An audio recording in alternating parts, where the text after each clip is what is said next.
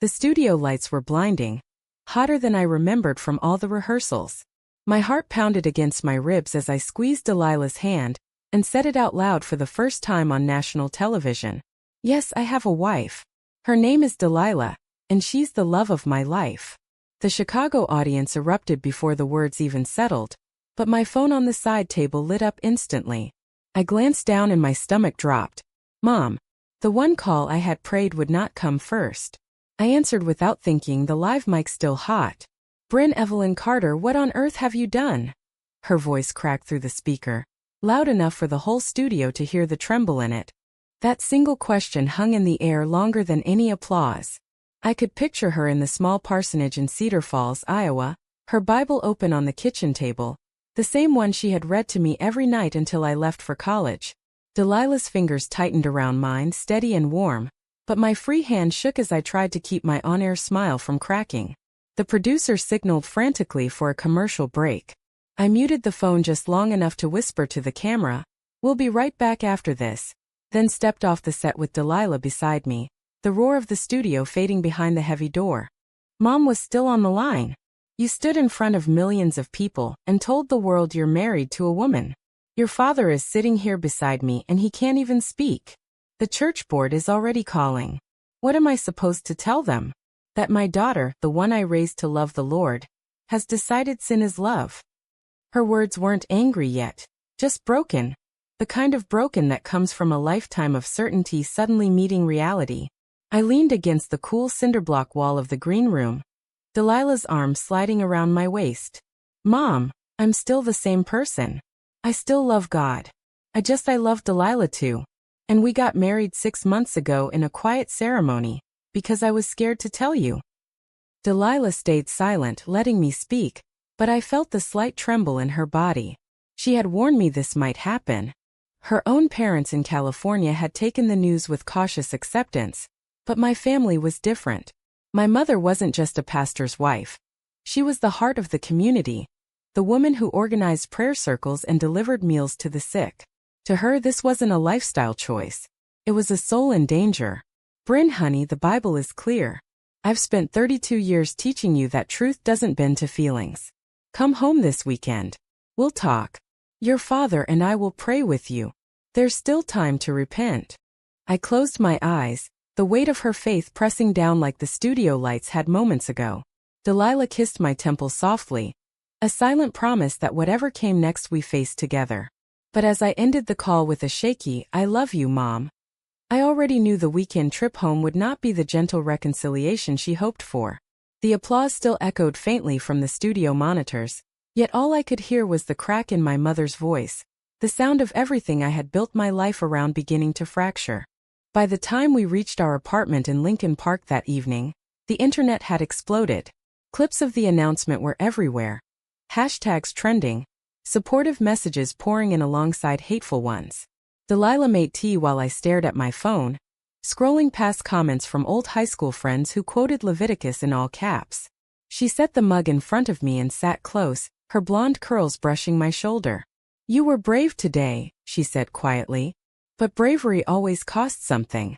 Are you ready for what that cost might be?"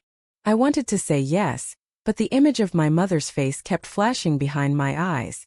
The next morning the network called. Ratings had spiked, but 3 major sponsors had already pulled out citing family values. My boss was supportive in that careful corporate way, proud of my authenticity, concerned about the bottom line. I hung up and looked at Delilah across the breakfast table. "Maybe I should have waited," I whispered. She reached for my hand. "You waited long enough. 6 years of hiding us. This was always going to hurt someone." Her words were gentle, but they landed like stones in my stomach. I had spent years building a career on honesty and connection, yet the one truth I had guarded most carefully was now public, and the first casualty was the woman who had taught me what honesty even meant. That afternoon my father texted for the first time in months. "Your mother cried all night. The elders want a meeting. We love you, but we can't condone this." I read it aloud to Delilah, who was sketching at the kitchen island, charcoal smudging her fingers. She set the pencil down and came around to hug me from behind. "They love you the only way they know how," she murmured. But you're allowed to love me the way God made you to. I nodded, but doubt crept in like morning fog off Lake Michigan. Was this love or selfishness? The question followed me through the rest of the day, through the interviews I declined and the emails from distant cousins quoting scripture. By evening I had booked flights to Cedar Falls. Delilah insisted on coming, even though I warned her it might be ugly. I'm your wife, she said simply, slipping her wedding band onto my finger again as if to remind me. Where you go, I go. We packed light, but the weight in my chest felt heavier than any suitcase. As the plane lifted off the next morning, Chicago shrinking below us, I stared out the window and wondered how many more pieces of my life I was about to lose just to keep the one person who made me feel whole. The drive from the Des Moines airport to Cedar Falls felt longer than the flight itself. Cornfields stretched endlessly under a gray October sky. The same fields I had run through as a child chasing fireflies and memorizing Bible verses. Delilah sat beside me in the rental car, her hand resting on my knee, offering quiet strength while my mind replayed every Sunday sermon I had ever heard. Honor your father and mother, the verse echoed. But what about honoring the truth of who I was? My parents' house looked exactly as it always had. White clapboard wraparound porch, the wooden cross my father had carved hanging above the door. Mom stepped out first, her cardigan pulled tight against the chill, eyes red-rimmed but her posture straight like the woman who had stood at the pulpit beside Dad for 30 years. Dad followed, hands in his pockets, face unreadable. The hug Mom gave me was fierce and brief, the kind that said she still loved me even if she couldn't understand me.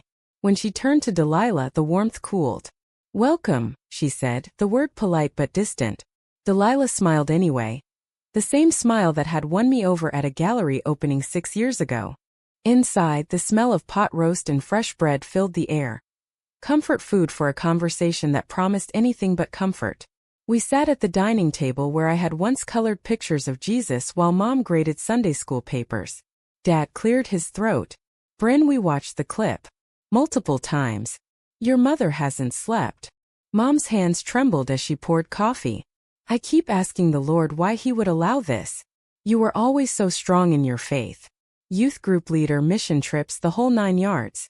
And now she looked at Delilah, not with hatred but with genuine sorrow. Now you're telling the world that the feelings you have for this woman are from God. But the Bible doesn't bend, sweetheart. Love is patient, love is kind, but it doesn't celebrate what Scripture calls sin. Delilah spoke for the first time, her voice calm and measured. Mrs. Carter, I respect your faith. I was raised in a church too, though a more progressive one. But I love your daughter with everything I have. I would never ask her to choose between me and God. I only want her to stop choosing between me and her family. The room grew quieter. Dad stared at his plate. Mom's eyes filled with tears. You make it sound so simple. But eternity is at stake. If Brynn dies without repenting, what then? I can't lose my daughter to hell. The word hung heavy, not shouted but spoken with the conviction of a lifetime of belief. I felt the old guilt rise like bile. Part of me still believed her, believed that maybe I was broken, that therapy or prayer could fix what I felt. But another part, the part that had held Delilah through sleepless nights when her art career struggled, knew the truth ran deeper than any verse. Mom, I've prayed about this for years. I've begged God to take it away. But every time I look at Delilah I feel peace. Not shame. Peace. Doesn't that count for something? Dad finally spoke, his voice rough. Peace from the enemy can feel real, Brynn. We've seen it in counseling sessions at church. People convinced their sin is love. We're not saying we don't love you. We're saying we love you enough to fight for your soul. The conversation stretched into the night, verses traded like weapons, tears mixing with coffee. No one raised their voice, but every gentle word cut deeper than shouting ever could. Delilah held my hand under the table, her thumb tracing circles on my skin, the only anchor in the storm. When we finally went to bed in my old childhood room, twin beds pushed together at Mom's reluctant insistence, I lay awake listening to Delilah's steady breathing. The quilt my grandmother had made still smelled faintly of lavender. I whispered into the dark. Was coming here a mistake? Delilah turned toward me, her face soft in the moonlight. No. But healing might take longer than we hoped. Outside, the wind rattled the window, sounding too much like my mother's quiet sobs from the room down the hall. The next morning the church elders arrived after breakfast. They sat in the living room, suits pressed, Bibles in hand, faces kind but firm. Pastor Reynolds, Dad's longtime friend, spoke first. "Brynn, we've known you since you were small. This isn't about hate. It's about truth. We want to walk with you through this." They offered counseling, prayer retreats, even suggested Delilah and I separate for a season to seek God's will. Delilah listened without flinching, but I saw the hurt flicker in her eyes. When they left, she stepped outside to the porch, needing air. I followed and found her leaning on the railing, tears silent on her cheeks. "I'm not angry at them," she said. "I'm angry that love has to be defended like this." That afternoon Mom pulled me aside in the kitchen while Delilah helped Dad with yard work. "I see how you look at her," Mom admitted, voice barely above a whisper. "It's real. But real doesn't make it right. I would give anything to spare you the pain that comes from walking away from God's design." Her honesty cracked something inside me. She wasn't a villain quoting rules. She was a mother terrified of losing her child forever. I hugged her then, both of us crying, and for a moment the years melted away. But when we pulled apart, the chasm remained. By Sunday the whole congregation knew. Whispers followed us into the pews. Delilah sat beside me, head high, while the sermon on counting the cost felt aimed directly at my heart. Afterward, old friends hugged me with sad eyes and offered to pray. One high school classmate pulled me aside. "I'm gay too," she whispered. "But I chose the narrow path. It's hard, but I have peace." Her words haunted me all the way back to Chicago. Was my peace false? Or was theirs? The question chased me through the airport and into the week that followed, where work became a battlefield of canceled appearances and awkward interviews. Delilah's gallery show opening was overshadowed by reporters asking about the family drama. We smiled through it, but at night the doubt grew louder. The weeks after Cedar Falls blurred into a haze of public scrutiny and private exhaustion. My inbox filled with messages from viewers, some praising my courage, others sending detailed theological arguments why I was leading others astray. The network offered me a special segment on faith and identity, but I declined. The last thing I wanted was to turn my marriage into ratings fodder. Delilah's art sales actually increased, ironic given the controversy, but she admitted the attention felt hollow. "People are buying the story, not the paintings," she said one evening while we cooked pasta in our tiny kitchen. I kissed her shoulder and tried to believe that time would soften the edges. Then came the call that shifted everything again. Mom's voice on the phone was softer this time, almost pleading. "Your father had a doctor's appointment today. Nothing serious, just blood pressure, but it made me think. Life is short, Brynn. I don't want to spend whatever years we have left on opposite sides of this." She invited us back for Thanksgiving. No elders. Just family. We'll cook, watch football, try to understand. Delilah squeezed my hand when I relayed the message. "We should go," she said. "Even if it's hard. They're trying." The drive back to Iowa felt different, hope mixed with caution. Snow dusted the fields now, turning the landscape into a Christmas card. Mom hugged Delilah first this time, a small but significant gesture. Dinner was warm, conversation carefully skirting the topic until Dad brought out the pumpkin pie. "We've been reading," he said, sliding a book across the table, something about same-sex attraction and faith written by a Christian counselor. "We're trying to meet you halfway, kiddo. But we still believe change is possible." The word change landed like a stone. Delilah's fork paused mid-air. I felt the familiar tension rise, but this time I answered differently. "Dad, I've tried changing. Therapy, fasting, prayer marathons in college. What if this is who God made me?" Mom reached for my hand. "What if it's not? What if the enemy is using your love for Delilah to pull you away?" Her eyes were filled with such genuine fear that anger felt impossible. We talked for hours, not arguing but listening, really listening for the first time. Delilah shared her own journey of reconciling faith and orientation, speaking with quiet grace that even Mom seemed moved by. By the end of the night we prayed together, a circle of hands that felt both sacred and strained. No one had changed their mind, but no one had slammed a door either. The real fracture came on Christmas Eve. Mom asked me to read the nativity story at the candlelight service, the same role I had held since I was 12. I agreed, hoping it would bridge the gap.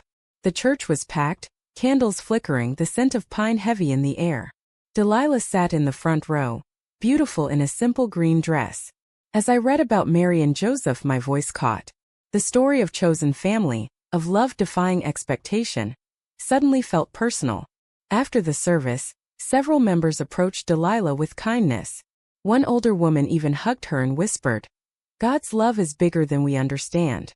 For a moment I thought maybe, just maybe, the community could evolve. Then Aunt Linda cornered me in the fellowship hall. "Your mother is barely holding it together," she hissed.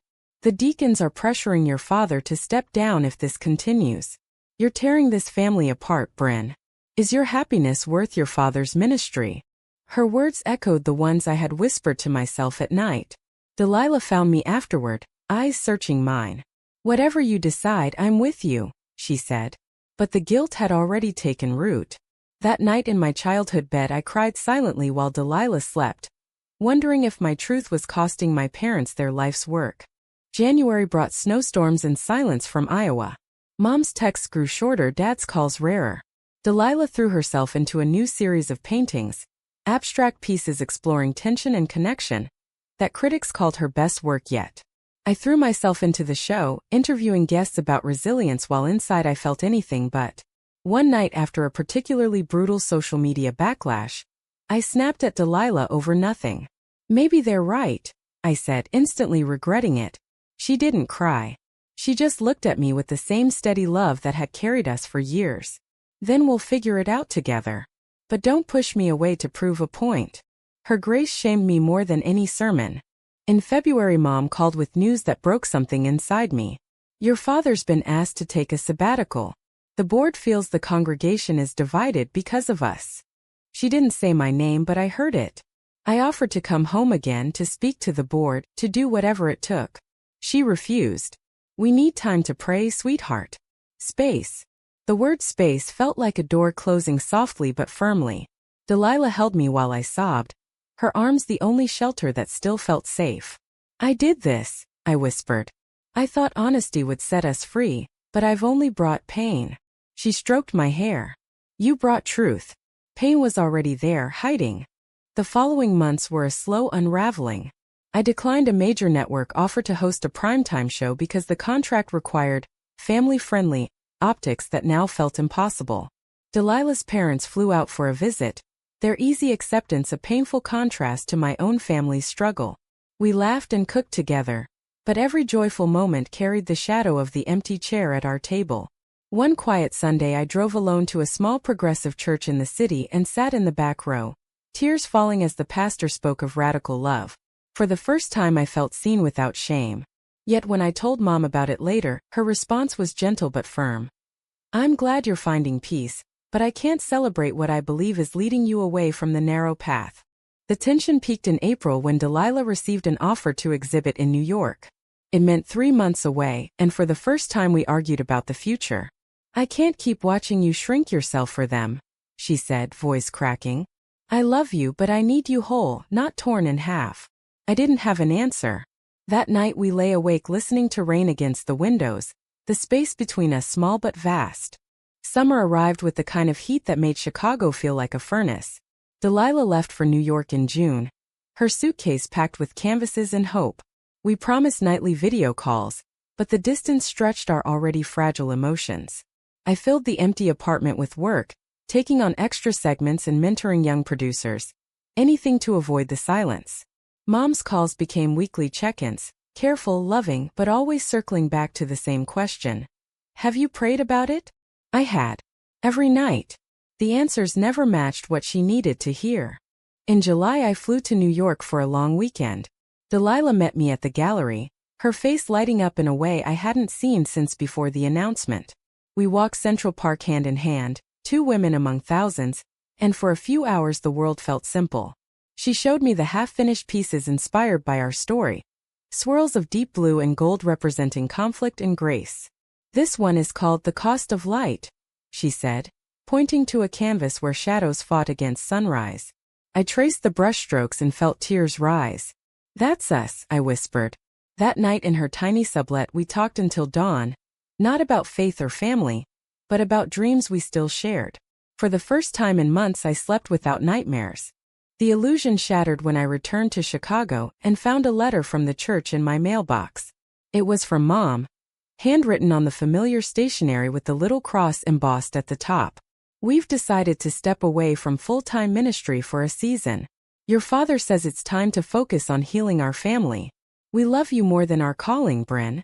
Please come home. Alone. Just for a week.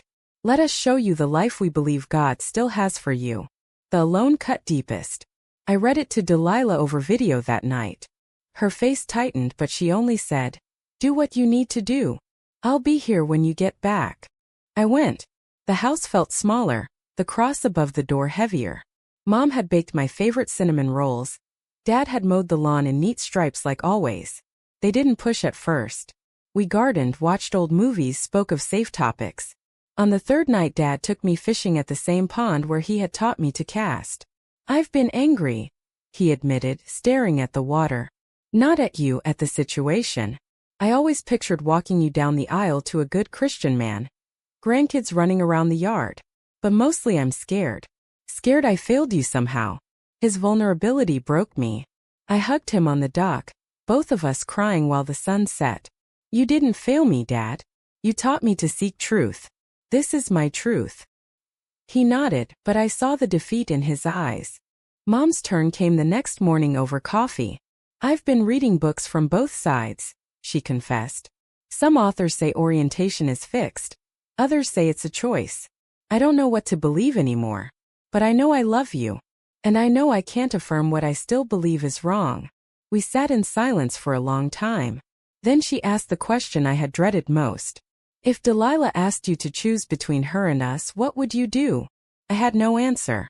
The truth was I would choose Delilah, but saying it aloud felt like driving the final nail. I left Cedar Falls with more questions than answers. At the airport Mom hugged me tighter than ever. "We're not giving up on you," she whispered. "But we're also not giving up on what we believe." On the plane I stared at the clouds and realized the real loss wasn't the ministry or the public opinion. It was the version of me my parents had raised, the version that no longer existed. Delilah welcomed me home with open arms and a new painting waiting on the easel. "For us," she said. It was a portrait of two women walking a path that split and then rejoined in the distance. We made love that night for the first time in months, not with passion but with a tenderness that spoke of survival. Afterward she traced my cheek. "Whatever happens with your family, you're not alone in this." But alone was exactly how I felt when the next call came. Autumn brought another turning point. Delilah's New York exhibit received glowing reviews, and she was offered a teaching position at a prestigious art school. It meant relocating at least part-time. We sat at our kitchen table with the pros and cons list, but every pro felt tainted by the cons I couldn't write down. Leaving the city where my career lived, moving farther from Iowa, asking Delilah to keep waiting for a reconciliation that might never come. "I can't ask you to stay here and watch me unravel," I told her one rainy evening. She looked at me across the candlelight, eyes steady. "You're not unraveling. You're becoming. And I want to become with you." We compromised on weekends in New York and weekdays in Chicago. The arrangement worked for a while, but the physical distance mirrored the emotional one growing between me and my parents. Mom's texts became updates about church potlucks and neighbors' grandchildren. Dad sent Bible verses without comment. I responded with pictures of my life, Delilah's latest opening, my new co-host on the show, but the replies grew shorter. The breaking point arrived in October when Mom called to say they were hosting a family reunion. "Everyone will be there. Cousins, aunts, the whole crew. We'd love for you to come. But we think it's best if Delilah stays home this time.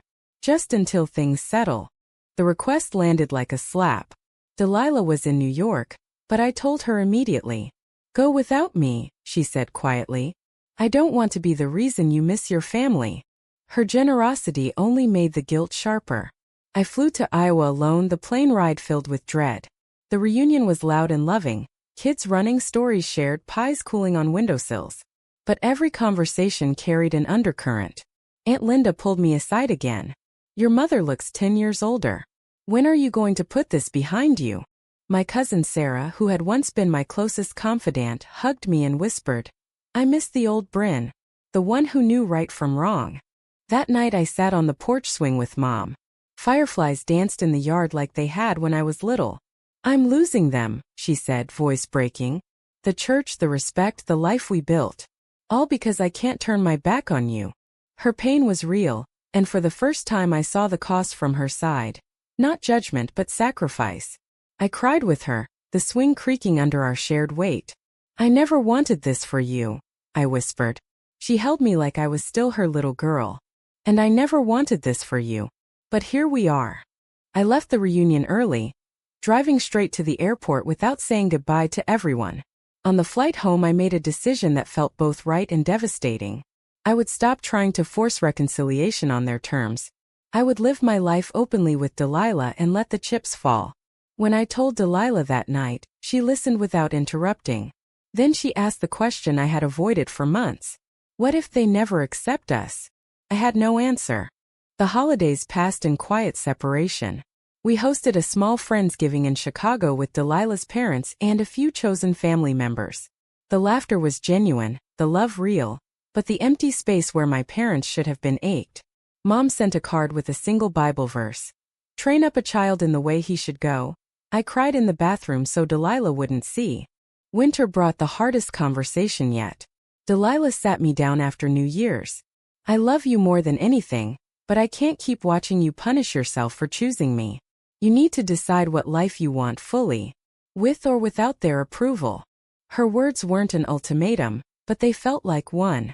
That night I walked alone along Lake Michigan, wind cutting through my coat, and finally admitted the truth to myself. I had been waiting for my parents to change, so I wouldn't have to carry the guilt of changing myself. But change had already happened. The woman they raised no longer existed. The woman I had become loved Delilah without apology. I called Mom the next morning. "I need you to know I'm not coming home for Easter. Delilah and I are taking a trip instead, just us. I love you both, but I can't keep splitting myself in half." The silence on the other end lasted forever. When she spoke, her voice was steady but sad. "We'll be praying for you every day. We never stop loving you, Brynn. But we can't pretend this is okay." I hung up and let the tears come. Delilah found me on the couch and held me without asking questions. In her arms I felt the first real peace since the announcement, the peace that comes after surrender. Spring unfolded gently in Chicago. Cherry blossoms lined the lakefront paths where Delilah and I walked hand in hand most evenings, talking about everything and nothing. Her teaching position in New York had become permanent, and I had accepted a reduced role at the station to allow more travel between cities. The compromise felt like breathing room after years of suffocating tension. Work still brought occasional questions about my personal life, but the public storm had quieted to a manageable drizzle. Sponsors returned cautiously. Life moved forward, even if the scars remained. In May, Delilah surprised me with tickets to a small cabin in Michigan for our anniversary. No Wi-Fi, no expectations. Just us, the woods, and the lake. We hiked, cooked over an open fire, and lay under stars that reminded me of the Iowa sky from my childhood. One night by the campfire she asked the question I had been waiting for. "Do you regret it? The announcement, the fallout, any of it?" I stared into the flames for a long time. "I regret the pain it caused my parents. I regret that they feel I chose against them. But I don't regret choosing you. Choosing us. Choosing truth." She leaned her head on my shoulder, and for the first time the words felt completely free. Back in Chicago the following week, an unexpected letter arrived. Mom's handwriting on the envelope made my heart race. Inside was a simple card. No Bible verse, no plea, just a photograph of the two of them standing in front of the church they had stepped away from. On the back she had written, "We're learning to trust God with what we can't control. We miss you at Sunday dinner. The door is always open when you're ready. Love, Mom and Dad." No conditions. No timeline. Just love, imperfect and persistent. I showed Delilah and we both cried, tears of relief, not resolution. We drove to Iowa the next weekend, this time together. The house looked the same, but something in the air felt different. Mom hugged Delilah first, a real hug that lasted. Dad shook her hand and then pulled her into an awkward but sincere embrace. Dinner was pot roast again, conversation careful but warm. No one quoted scripture. No one demanded change. We talked about Delilah's art, my work, the weather, safe ground that slowly expanded. When we left, Mom pressed a small package into my hands. "For both of you," she said. Inside was a quilt she had started years ago, half finished with squares representing my childhood. The last square showed two women holding hands under a tree. "I'm still figuring this out," she whispered. "But I'm trying." The drive home was quiet, both of us processing the small miracle of that quilt. Delilah spoke first. "They didn't change their beliefs, but they chose love anyway." I nodded, throat tight. "And I chose honesty. None of us got everything we wanted, but we're all still here." Months later, as another Christmas approached, we hosted a small gathering in our Chicago apartment.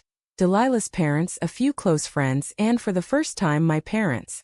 The tree lights twinkled while Dad told old fishing stories, and Mom helped Delilah in the kitchen. Laughter mixed with the scent of cinnamon. It wasn't perfect. There were still awkward pauses and unspoken prayers. But it was real. In the quiet of our bedroom that night, with Delilah asleep beside me and the city lights glowing through the window, I stared at the ceiling and thought about the woman who had stood on live television and changed everything. The journey hadn't ended in victory or defeat. It had ended in acceptance, of loss, of love, of the gray spaces where right and wrong refused to stay simple. My parents still believed I was walking a dangerous path. I still believed God had made me exactly as I am. Delilah still stood as the steady center of my world. And somehow, in the middle of all that tension, we had found a way to keep choosing each other every day. Was declaring my truth on live television the bravest thing I ever did, or the most selfish act that forced everyone I loved to pay the price?